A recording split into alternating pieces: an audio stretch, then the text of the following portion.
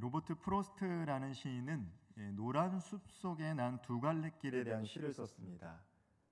그는 발길이 뜸한 길을 택했고 그것으로 모든 것이 달라졌다라고 하는 유명한 시를 남겼는데요. 오늘 함께 읽은 본문에도 예수님은 십자가를 지어야 할 것인지 아니면 말아야 할 것인지 그 두 가지 갈림길에서 고민하시고 심히 고민하시고 기도하신 내용이 기록이 되어 있습니다. 특별히 예수님의 제자 마태는 예수님의 모습을 회상하며 예수님께서 죽음의 십자가 선택 속에서 슬퍼하고 고민했다라고 회상하고 있습니다.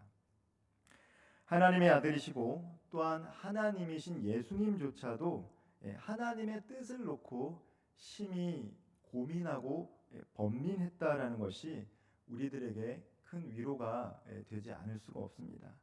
예수님께서도 십자가를 할 수만 있거든 그 잔을 피하고 싶으셨다라는 것이죠.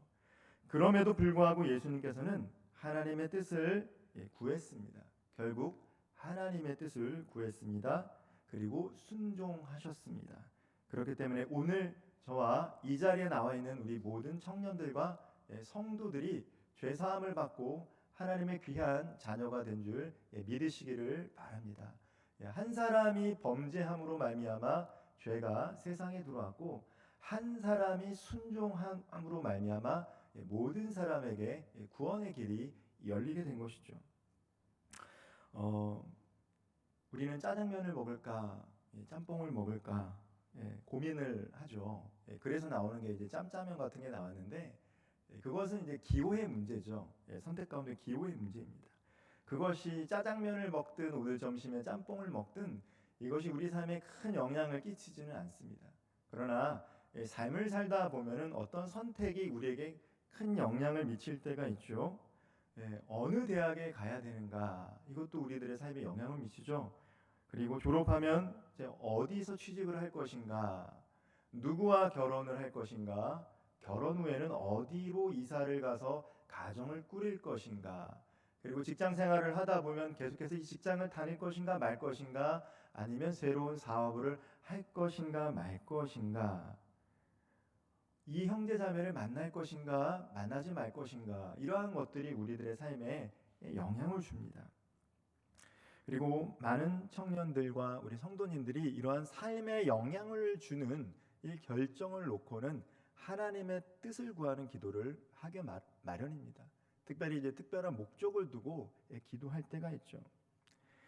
하나님의 뜻과 목적을 고려할 때는 그 결정이 사실 어렵게 느껴질 때가 있습니다. 정말 이것이 하나님께서 나에게 원하는 것일까? 이것을 선택할 때 내가 하나님의 뜻을 순종하며 나아가는 것인가? 이런 생각을 하게 된다는 것이죠. 영적으로 민감하다라는 것은, 성령에 민감하다라는 것은 예수님처럼 어떤 선택 상황 속에서 하나님께서 기뻐하시는 것이 무엇일지를 고민하는 것이죠. 그리고 그 선택을 통해서 하나님이 기뻐하시는 삶을 살아가고 있다라고 스스로가 믿고 살아가는 사람들이 영적으로 예민하고 성령의 인도하심을 받는 분들입니다. 하나님의 뜻을 잘 분별하기 위해서는 하나님의 음성을 잘 들어야죠. 잘 들어야 됩니다. 사실 우리가 이제 커뮤니케이션, 소통을 할 때 많은 사람들은 말을 잘 하고 싶어 합니다. 사람들 앞에서 자신의 생각을 잘 전달하는 것을 저 사람 말을 참 잘한다 이렇게 생각을 하기 쉽지만 말을 잘하는 것보다 더 어려운 것이 요즘에는 상대방의 이야기를 잘 경청하는 것입니다.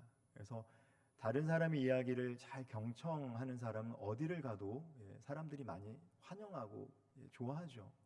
사람들은 누구나 자기 얘기를 하고 싶어 하는데 이 사람은 내 얘기를 들어주니까 그런 사람을 누구나 다 좋아합니다. 말을 잘하는 사람보다 오히려 잘 들어주는 사람을 더 좋아하죠. 말을 잘 듣는다는 것은 무엇입니까? 그냥 듣고만 있는 것이 아니죠. 이 사람이 말하는 의도, 그리고 말하는 가운데 이 사람의 마음의 상태, 그것을 잘 캐치해서 중간중간 그 말을 하는 사람에게 질문을 하면서 왜 그런 말을 했는지, 왜 그런 생각을 하는지 물어봐주는 사람, 그런 사람들을 흔히 이 소통을 잘한다라고 이야기합니다. 다른 형태의 의사소통과 달리 우리가 하나님과 소통할 때는 보거나 듣거나 만질 수가 없어요. 그런 분과 이제 소통을 해야 되죠. 그런 분의 음성에 귀를 기울여야 됩니다. 그렇다면 우리는 어떻게 하나님의 음성을 들을 수 있을까? 우리가 사람과 커뮤니케이션을 할 때는 언어적인 것은 약 20%밖에 안 된다고 해요. 그 사람의 얼굴 표정, 바디 랭귀지, 제스처, 몸을 앞으로 기대는지 뒤로 젖히는지를 통해서 이 사람이 나에게 관심이 있는가 없는가라는 것들을 사실 더 많이 캐치할 수 있습니다. 그런데 우리는 기도할 때 그분이 어떠한 모습인지 어떠한 태도를 갖고 있는지 우리가 알 수가 없다라는 거예요. 그러니까 하나님의 음성을 듣는 것이 우리에게는 어려울 수밖에 없죠. 우리가 분명하게 하나님의 음성을 듣는 방법 중 가장 중요한 것 중에 하나가 하나님의 말씀인 성경을 읽는다라는 것입니다. 물론 성경은 하나님이 다양한 방식으로 그분의 뜻을 전하는 통로 중에 하나입니다. 우리가 성경을 통해서만이 하나님의 음성을 들을 수 있다라고 하진 않죠. 하나님은 다른 방식으로, 다양한 방식으로 사람들에게 말씀해주고 계세요. 그럼에도 불구하고 많은 경우는 말씀을 통해서 하나님은 그분의 뜻을 우리들에게 알려주고 계십니다.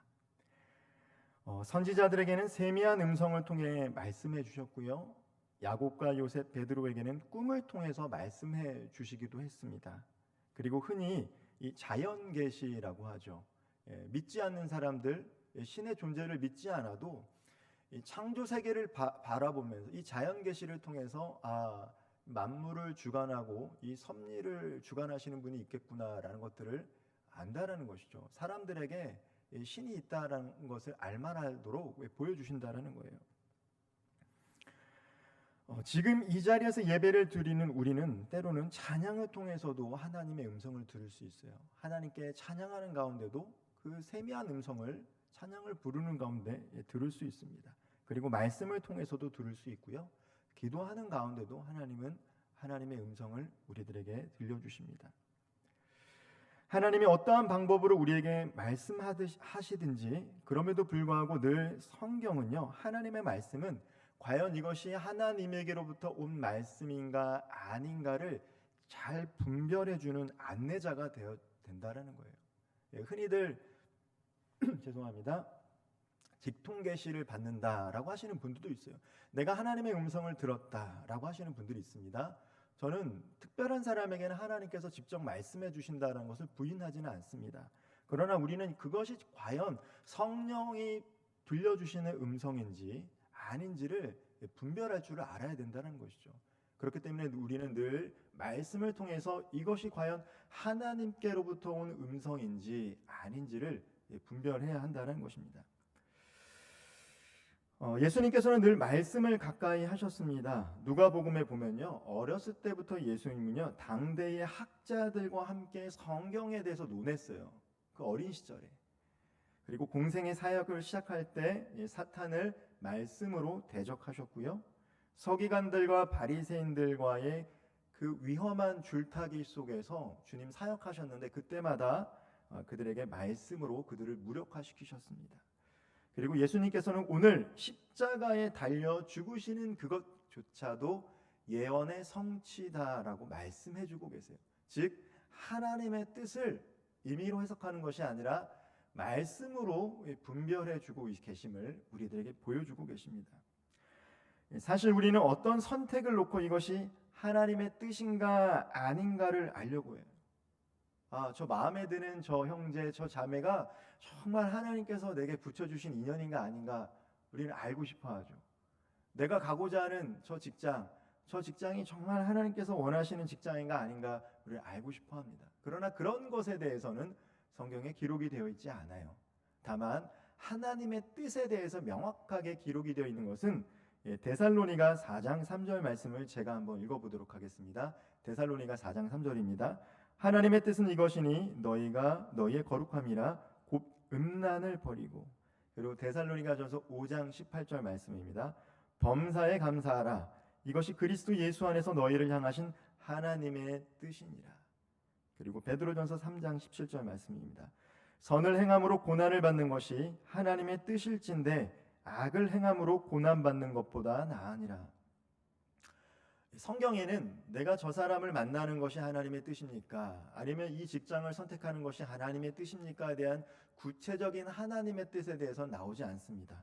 다만 성경이 우리들에게 분명하게 말씀해 주시는 하나님의 뜻은 이 음란한 세대 속에서 거룩한 삶을 선택하는 것, 불평과 불만과 비난이 난무하는 세상 속에서 감사를 선택하는 삶.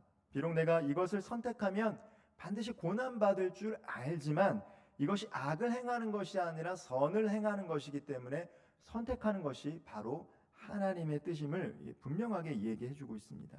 즉 우리가 삶의 여러 가지 선택 속에서 내가 저 형제 저 자매를 만나서 교제를 하고 결혼을 하면 내가 감사하는 삶을 살 수 있고, 그리고 거룩한 삶을 살 수 있고 같이 선을 행하는 삶을 살아갈 수 있는 사람이라면 선택하면 그것이 바로 하나님께서 우리들에게 말씀해 주시는 선택지라는 것이죠.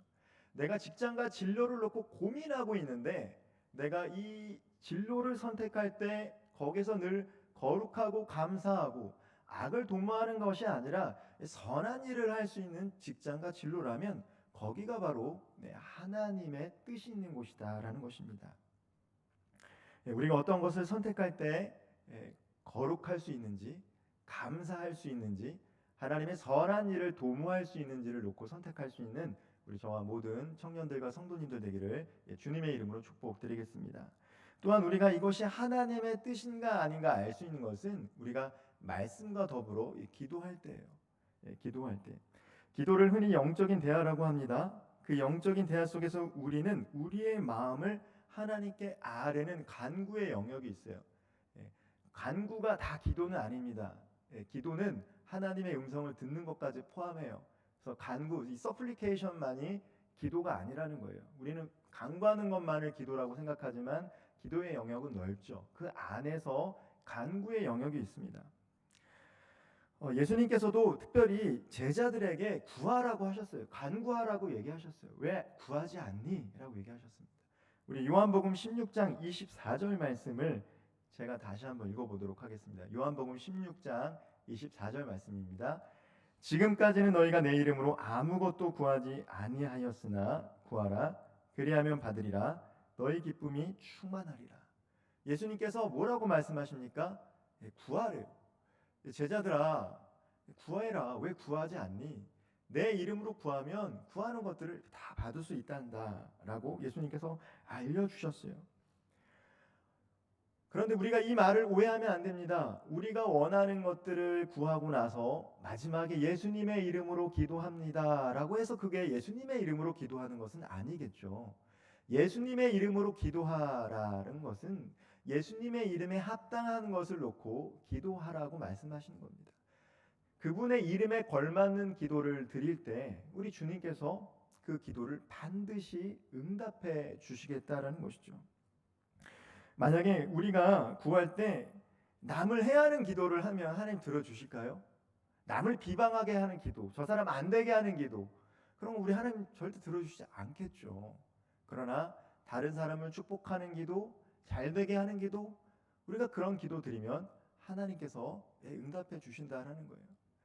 우리가 기도할 때 예수님의 이름으로 그 범위를 우리는 간구할 때 나에게 초점을 맞추지만 하나님의 나라를 위해서 우리가 간구하고 그 다음에 다른 사람들을 위해서 간구하고 마지막으로 나를 위해서 간구하면 하나님께서 범위가 넓을수록 하나님 나라와 의를 위해 기도할 때 그 기도 응답해 주시고 다른 사람들을 위해서 중보할 때 그 기도 응답해 주신다는 것이죠.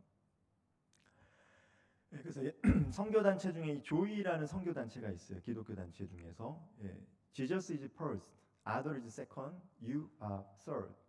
예수님이 첫 번째고 당신은 두 번째고 다른 사람이 두 번째고 너는 마지막이다.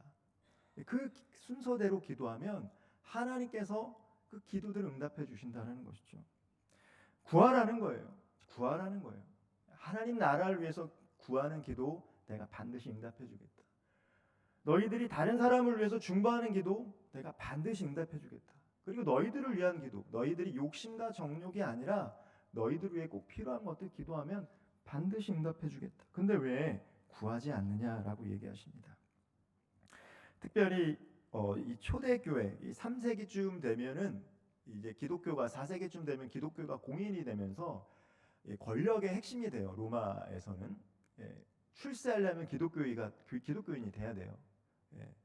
그 다음부터는 이제 출세를 한다 싶으면 내가 믿음은 없지만 교회를 나가야 되는 시기가 와요. 그때가 4세기예요. 그때 초대 교부들은 내가 여기 기성교에 머물러서 영성이 서지 않겠다라고 했던 사람들이 어떻게 했냐면 이제 사막으로 나가요. 그래서 초대교회 이 사막의 교부들이 있습니다. 도시에 머물지 않고 사막에 나가서 기도를 해요. 기도를 통해서 하나님의 음성을 더 잘 듣기 위해서 그들이 선택했던 방법인 거예요. 아까 말씀드렸지만 예수님께서 공생의 사역을 시작하기 전에 광야라는 곳에서 하나님과 독대하면서 기도했습니다. 정말 우리가 하나님의 뜻을 잘 분별하려면 기도의 시간을 꼭 가져야 돼요.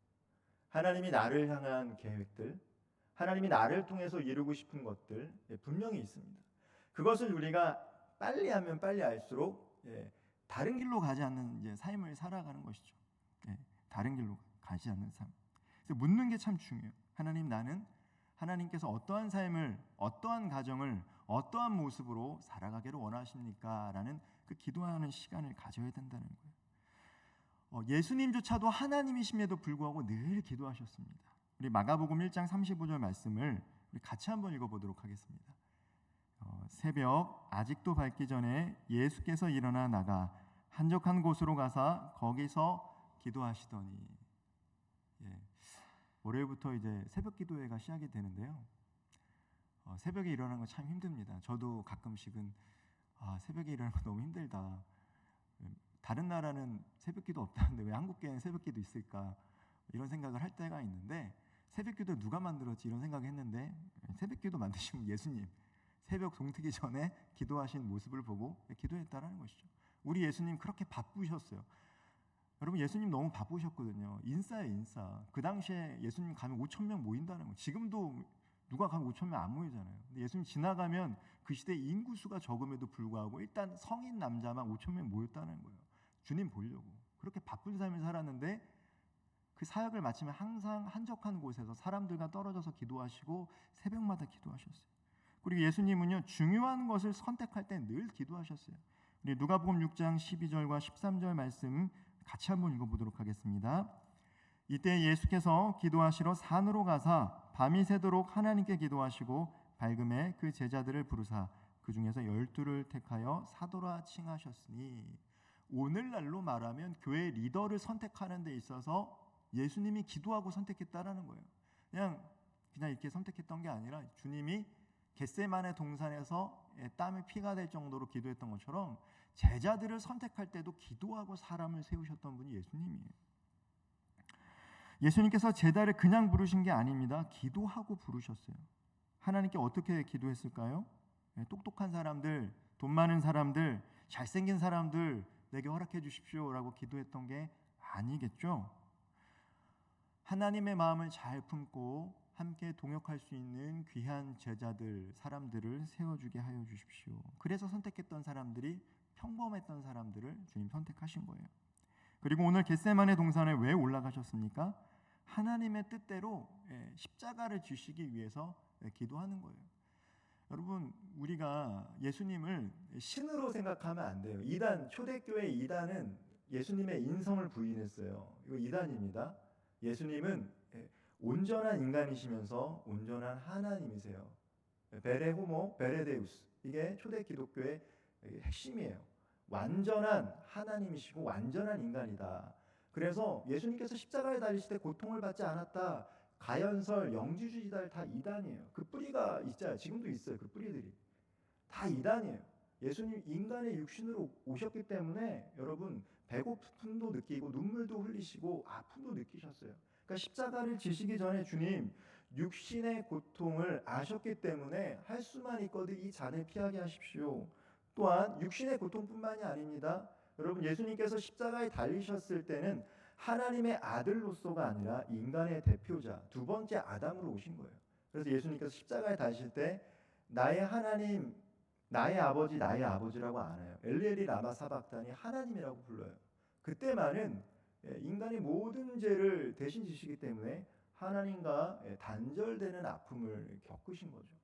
우리는 늘 하나님과 이렇게 연합해서 살아가진 않잖아요. 어떨 때는 하나님의 은혜로 충만해서 우리 하나님과 늘 동행하는 것처럼 느끼지만 어떨 때는 하나님 없는 것처럼 느껴진단 말이에요. 근데 예수님은 그런 적이 한 번도 없어요. 언제?